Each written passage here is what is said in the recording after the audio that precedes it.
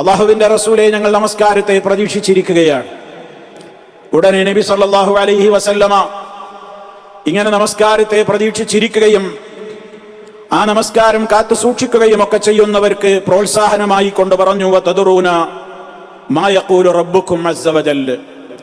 അല്ലാഹു സുബ്ഹാനഹു വ തആല ഈ കാര്യത്തെക്കുറിച്ച് അറിയിച്ചത് ഞാൻ നിങ്ങൾക്ക് പറഞ്ഞു തരട്ടെയോ? എന്താണ് അതിനെ സംബന്ധിച്ച് പറഞ്ഞത് എന്ന് നിങ്ങൾക്കറിയാമോ? സഹാബത്ത് പറഞ്ഞു, ഇല്ല നബിയെ, അള്ളാഹുവിനും അള്ളാഹുവിന്റെ വഹയി ലഭിക്കുന്ന റസൂലിനും അറിയാം.